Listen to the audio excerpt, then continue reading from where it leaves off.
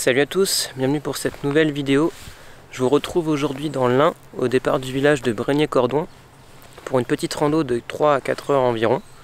L'objectif du jour, ce sera d'aller découvrir la cascade de Glandieu, l'une des plus belles cascades de l'Ain, mais aussi un site classé espace naturel sensible.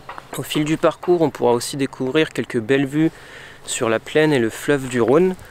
Et puis sur le retour, on fera un léger détour à la Croix de Saint-Clair. Si jamais vous voulez faire ce parcours, n'hésitez pas à aller en description de la vidéo pour accéder à une fiche topo. Et on est bon pour y aller. Allez, c'est parti!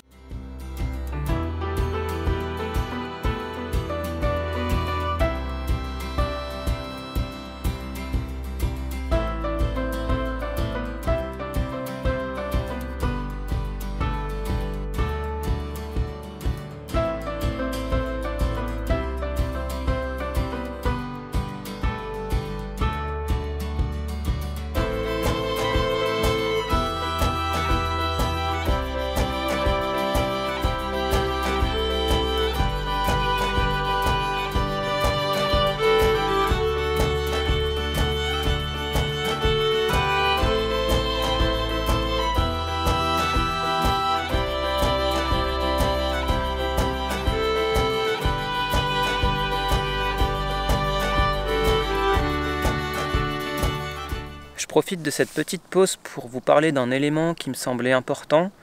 À l'heure où je fais cette randonnée, on est actuellement le 15 octobre, ce qui signifie qu'on est en pleine période de chasse. Même si le sentier que j'emprunte actuellement n'est pas vraiment exposé, qu'il n'y a pas de risque significatif, au cours de vos balades, si jamais vous décidez de faire un peu du hors-sentier, de vous promener un peu dans les bois, etc., ayez ça en tête, même si c'est pas vraiment aux randonneurs, aux promeneurs de faire attention. La période de chasse, je crois qu'elle se termine au début du mois de mars ou à la fin du mois de février. Je vais bientôt arriver à la cascade, il reste à peu près 20 minutes de marche je crois, donc on est reparti. Allez, c'est parti!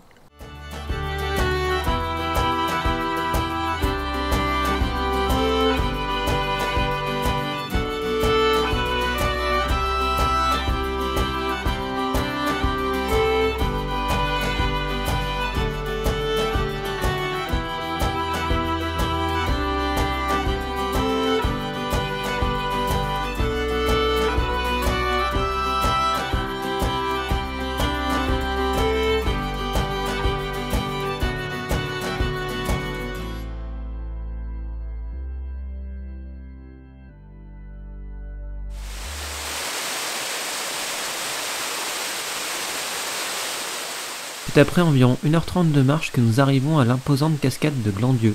Du haut de ses 60 mètres, la cascade est un espace naturel sensible de l'Ain. Elle fait ainsi partie de la quarantaine de sites ayant le même label à l'échelle du département. De par son statut, la cascade de Glandieu est concernée par la protection d'une faune spécifique, notamment une population de chauves-souris qui a eu domicile dans la grotte de Glandieu en amont de la cascade. L'un des enjeux essentiels est donc la préservation et le respect de ce lieu atypique. Après cette petite pause à la cascade, je vous retrouve pour la seconde partie de ce parcours. Alors pour ma part, j'ai décidé de reprendre le même chemin qu'elle allait pour ensuite aller faire un petit détour à la Croix de Saint-Clair. Sachez qu'il est possible de faire une boucle en suivant le sentier de l'eau. Après, pour l'avoir déjà fait, c'est pas non plus exceptionnel. Il y a pas mal de passages sur route, pas mal de sentiers qui sont pas très entretenus, en tout cas quand je l'avais fait. Donc j'ai préféré faire cette option de l'aller-retour. Allez, on continue.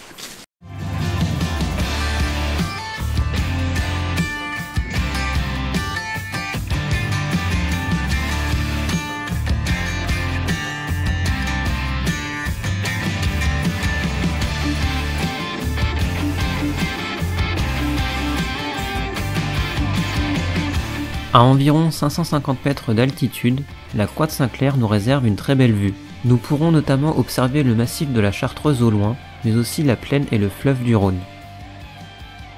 Le mont de Cordon sera également bien visible en surplombant le Rhône et Bregnier-Cordon. Cette randonnée se termine en suivant le lit du Rhône depuis le sommet. Si la vidéo vous a plu, n'hésitez pas à laisser un pouce en l'air et à vous abonner. Quant à moi, je vous dis à bientôt pour de nouvelles randos.